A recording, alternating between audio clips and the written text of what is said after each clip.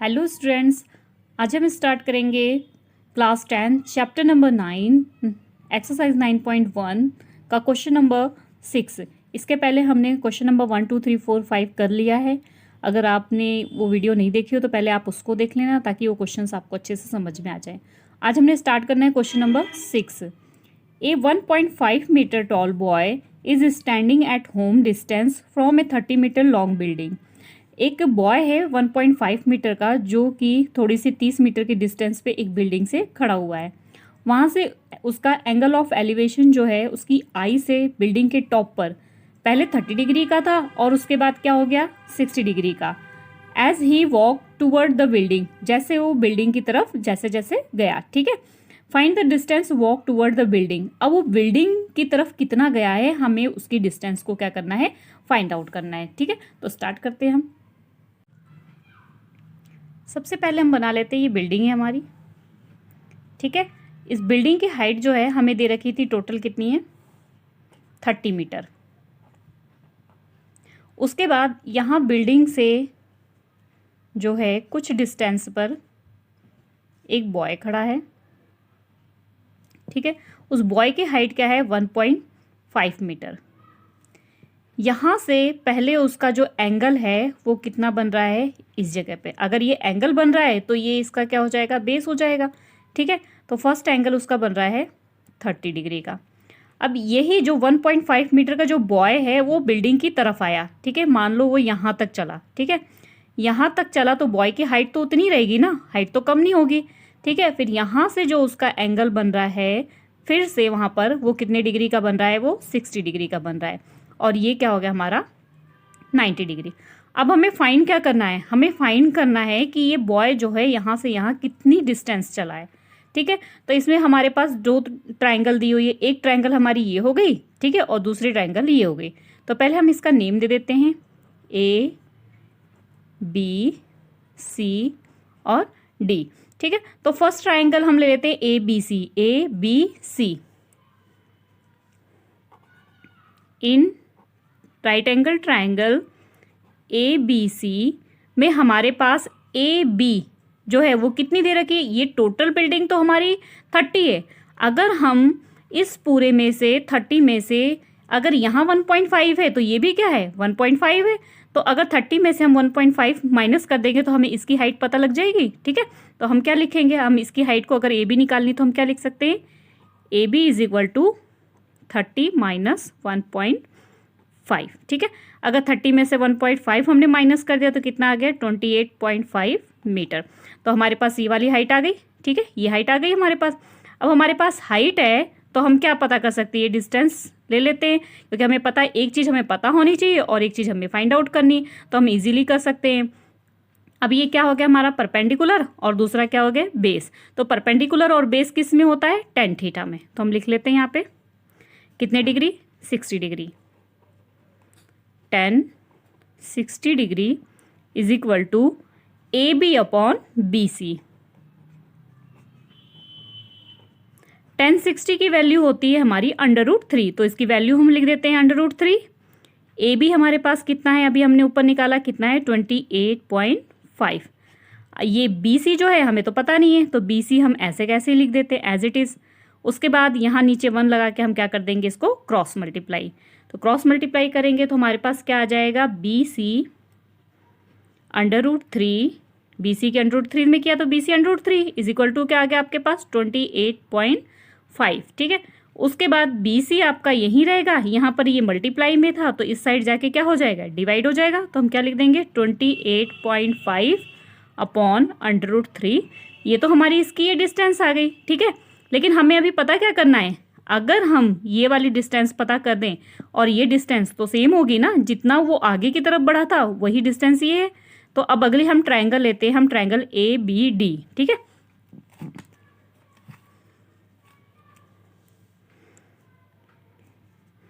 In triangle A B D, triangle A B D में यहाँ पर ए बी डी में क्या होगा, A B upon B D. तो हम क्या लेंगे, कौन सा है, ये हमारा क्या है परपेंडिकुलर और ये क्या है बेस, सेम हम लेंगे tan थीटा। तो हम लिख लेते हैं यहाँ पे 10, अब यहाँ पर हमारा 60 डिग्री था, यहाँ पर कौन सा एंगल आ गया 30 डिग्री का, ठीक है। 10 30 degree is equal to A B upon क्या लिखेंगे हम, बी डी। बी डी को हम कैसे लिख सकते हैं, B C plus C D लिख सकते हैं ना, B C plus C D, ठीक है। तो हम इसको क्या लिख लेंगे, B C plus C D, जो कि हमारे पास वैल्यू निकालनी है इसकी वैल्यू तो हमें पता नहीं है, तो ये वैल्यू हमें निकालनी है। तो पहले हम क्या निकाल लेते हैं, डी बी निकाल लेते हैं, और फिर डी बी में से हम सी बी को क्या कर देंगे, माइनस कर देंगे। ये अगर हम डी बी पता कर लें, ठीक है, तो सी बी हमें पता ही है, तो हम डी बी में से अगर सी बी को माइनस करेंगे तो हमें ये मिल जाएगा, ठीक है। तो हम यहाँ पर कर लेते हैं, 10 30 की वैल्यू क्या होती है, 1/√3, 1/√3 is equal to A B हमारे पास कितनी थी, हमने ऊपर निकाला था 28.5, और बी डी हमारे पास है नहीं।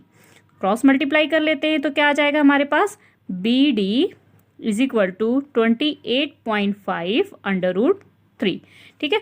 तो ये हो गया हमारी इक्वेशन नंबर 2 ले लेते हैं, और यहाँ पर चाहे इक्वेशन नंबर 1 ले लेते हैं। अब देखो हमारे पास क्या आ गया, बी सी आ गया, और दूसरा क्या आ गया, बी डी। ये बी सी आ गया है और ये आ गया हमारा बी डी। तो हम क्या करेंगे, अगर हमें पूरा ये निकालना है, सी डी निकालना है, तो हम क्या करेंगे, बी डी में से बी सी को क्या कर देंगे, माइनस कर देंगे, ठीक है। तो हम यहाँ पर कर लेते हैं B D minus B C करेंगे तो हमें क्या मिल जाएगा, सी डी, ठीक है। तो बी डी हमारे पास कितना आया हुआ था, बी डी हमारे पास यहाँ पर आया हुआ है 28.5/√3, तो हम लिख देते हैं 28.5/√3, ठीक है। उसके बाद इसको हम माइनस करेंगे किस में से, बी सी। बी सी हमारा क्या है 28.5/√3, ठीक है। अब यहाँ पर हम क्या कर लेंगे, एलसीएम ले लेंगे, एलसीएम लेके सॉल्व कर लेते हैं। यहाँ पर अगर कुछ नहीं है, नीचे हम क्या ले लेंगे 1, इन 1 और √3 की एलसीएम क्या आ जाएगी, √3। यहाँ पर 1 है, यहाँ √3 है, इनको डिवाइड करेंगे तो हमारे पास क्या आ जाएगा √3, और उसके ऊपर मल्टीप्लाई करेंगे तो √3 क्या हो जाएगा 3।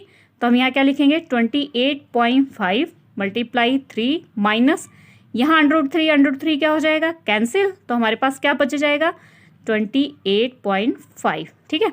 अब इसको इजी तरीका क्या है सॉल्व करने का, चाहे आप ऐसे सॉल्व कर लो या फिर हम क्या करते हैं इसको 28.5 को कॉमन निकाल लेते हैं। 28.5 यहाँ पे हमने कॉमन निकाल लिया तो क्या बच गया हमारे पास 3, माइनस यहाँ से ये निकल गया तो क्या बच गया 1, अपॉन में हमारे पास क्या है √3, ठीक है। अब इसको हम क्या करेंगे, यहाँ पर अब √3 क्या आ गया हमारे पास, 3 में से 2 माइनस किया था 28.5, 3 में से 1 गया क्या आ गया आपके पास 2, अपॉन में हमारे पास क्या है √3, ठीक है। अब आपको पता है कि हम जो है अपॉन में √3 नहीं रखते, पहले इनकी मल्टीप्लाई कर लेते हैं तो क्या आ जाएगा हमारे पास आ जाएगा 57/√3। तो क्या करते हैं, ये स्टेप आपको पता ही लग गई, हम क्या करते हैं रैशनलाइजेशन, ताकि क्योंकि हमें डिनोमिनेटर में अंडर नहीं चाहिए तो रैशनलाइजेशन कर देते हैं इसका। 57/√3, √3 की मल्टीप्लाई करने पे क्या आ जाएगा 3, ठीक है। अब इसको अगर हम कटिंग कर देते हैं तो 3 की टेबल से 3 × 1 = 3 और 3 जो हो जाए 9 × 27, तो 3 9 × 27 क्या बच गया आपके पास √3। तो ये आ गया हमारा क्या चीज़ आ गई हमारी डिस्टेंस ऑफ सी डी, जहाँ से जो बॉय जो है आगे की तरफ गया था, ठीक है। तो ये आ गया हमारा answer. Okay students, I hope आपको ये क्वेश्चन समझ आ गया हो। तो प्लीज़ वीडियो को लाइक करना मत भूलना, और चैनल को अगर अभी तक सब्सक्राइब नहीं किया है तो सब्सक्राइब करना मत भूलना। Okay students, hello students, welcome back to my YouTube channel. Students please मेरी वीडियो को लाइक और चैनल को सब्सक्राइब करना मत भूलना। ओके स्टूडेंट्स, तो हमने क्वेश्चन नंबर 6 तक कंप्लीट कर लिया है। अब हम करते हैं क्वेश्चन नंबर 7। क्वेश्चन नंबर 7 हमें बोल रहा है कि एक ग्राउंड के पॉइंट से जो एंगल ऑफ एलिवेशन है बॉटम में और टॉप पर एक ट्रांसमिशन टावर है जो फिक्स है 20 मीटर हाइट ऑफ बिल्डिंग पर, और वहाँ पर टॉप पर और बॉटम पे एक 45 डिग्री का एंगल बन रहा है, दूसरा 60 डिग्री का एंगल बन रहा है। आपको पता करना है height of the tower, tower की हाइट पता करनी है। तो करते हैं इसको सॉल्व इजी मेथड से। तो हम पहले फिगर बना लेते हैं इसकी। ये हो गई हमारी बिल्डिंग। कितने मीटर की हो गई हमारी बिल्डिंग? 20 मीटर की हमारी बिल्डिंग हो गई। ठीक है, उसके ऊपर एक टावर है, उसके ऊपर हम मान लेते हैं ये जो है टावर है। ठीक है, अब ये हो गया इसका बेस।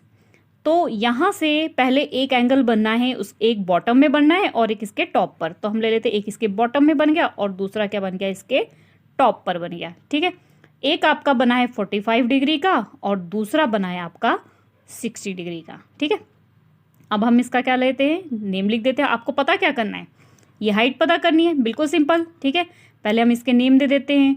तो हमारा इसका नेम हो गया, ये हमारी बिल्डिंग थी ABC और ये D। ठीक है, तो स्टार्ट करते हैं। इसकी डिस्टेंस हमारे पास है नहीं, हम इसको क्या ले लेते हैं, x ले लेते हैं। ठीक है, आप AD भी लिख के भी निकाल सकते हो। तो फर्स्ट हमारे पास है क्या, ये 20 मीटर दिया हुआ है ना। अगर हम इसका ये बेस ले लें और ये 20 मीटर हाइट ले लें तो P/B के साथ हम क्या कर सकते हैं, इसको निकाल सकते हैं। ठीक है, तो यहाँ पर हमारे पास दिया हुआ है, यहाँ पर ये परपेंडिकुलर हो गया और ये बेस हो गया। यहाँ पर हमारा 45 का एंगल दिया है, तो हम इजी तरीके से निकाल सकते हैं। परपेंडिकुलर बेस हमारा क्या होता है, tan थीटा होता है। तो यहाँ पर हम पहले लिख देते हैं इन राइट एंगल ट्राइंगल, कौन सी है हमारे पास, ABC में क्या हो गया हमारे पास, AB/BC।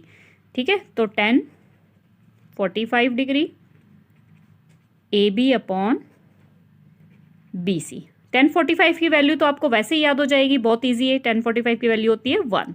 ठीक है, और AB हमारे पास कितना है, 20। यहाँ पर दिया है ना आपको AB 20/BC हमें फाइंड आउट करना है, उसको हम ऐसे ही लिख देते हैं, क्रॉस मल्टीप्लाई कर देते हैं। तो BC इज इक्वल टू आपके पास क्या आ जाएगा, 20 मीटर।